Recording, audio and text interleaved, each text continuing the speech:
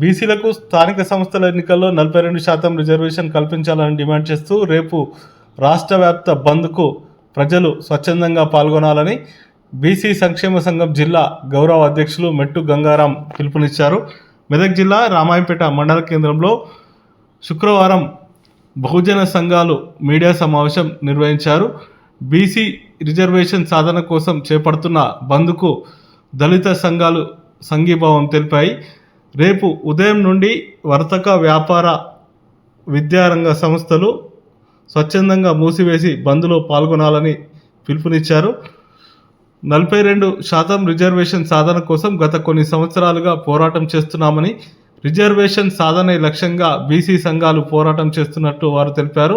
42% reservation సాధించిన అనంతరమే స్థానిక సంస్థల ఎన్నికలు నిర్వహించాలని వారు డిమాండ్ చేశారు. బీసీ సంఘాలు చేపడుతున్న బంద్కు అన్ని వర్గాలు సంపూర్ణ మద్దతు తెలుపుతున్నాయని ఈ సందర్భంగా వారు తెలిపారు. ఈ కార్యక్రమంలో బీసీ సంక్షేమ సంఘం నాయకులతో పాటు దళిత సంఘాల నాయకులు పాల్గొన్నారు.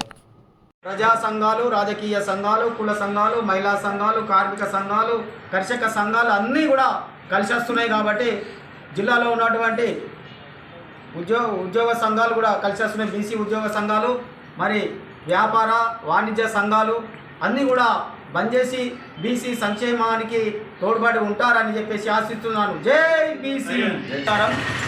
మెదక్ జిల్లాలో రేపు బీసీ సంక్షేమ సంఘం నిర్వహిస్తున్నటువంటి బంద్ కార్యక్రమానికి మరి మెదక్ జిల్లాలో ఉన్నటువంటి బీసీ సంక్షేమ సంఘం నాయకులు అన్ని మండల కేంద్రాల్లో తిరుగుతున్నారు.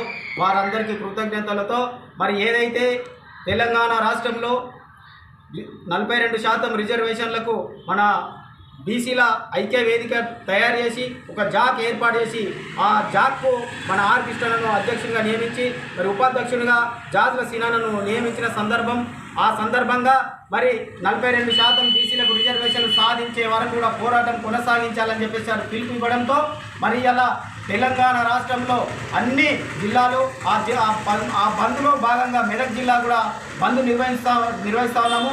ఈ బంద్లో వాణిజ్య వర్తక సంఘాలు మరియు ఉద్యోగ సంఘాల నాయకులు కూడా పాల్గొంటున్నారు. కాబట్టి మరి ఏదైతే ఈ స్కూళ్ళు కానీ ప్రైవేటు ప్రభుత్వ కాలేజీలు కానీ అన్ని 24 గంటలు బంద్ పెడుతున్నాము. దయచేసి మాకు సహకరించాలని చెప్పేసి వాణిజ్య వర్తక సంఘాలకు కోరుతా ఉన్నాము. జై బీసీ, జై బీసీ, బీసీ ఐక్యత.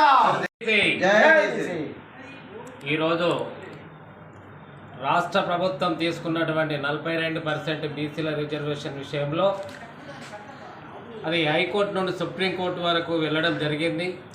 ఆ దశల్లో ప్రభుత్వం చేస్తున్నటువంటి దశల్లో ఆ ప్రయత్నం విఫలమైంది. దాన్ని మనం నిలువరించుకొని బీసీ ఉద్యమాన్ని ప్రతి పల్లెకి తీసుకెళ్ళి ప్రతి పౌరునికి తెలియజేసి ఈరోజు మనం ఉద్యమంగా కదిలితే తప్ప అది సాధించుకోలేనటువంటి పరిస్థితి ఏర్పడ్డది. అది పల్లె నుండి ఢిల్లీ దాకా ఈరోజు బీసీలు ఏకమై కొట్లాడితే తప్ప చట్టసభల్లో కొట్లాడి బీసీ వర్గాలు, ఎస్సీ వర్గాలు, ఎస్టీ వర్గాలు, మైనారిటీ అందరు చట్టసభల్లో ఉన్న ప్రతి వాళ్ళు కూడా బీసీల ఐక్యత కోసం, బీసీల రిజర్వేషన్ కోసం 42 కాదు 52 వరకు వెళ్లాల్సిందిగా మనమందరం కలిసి కొట్లాడాలి. దీంట్లో భాగంగా రాష్ట్ర ప్రభుత్వం కూడా బంద్కు మనకు మద్దతు ఇచ్చింది.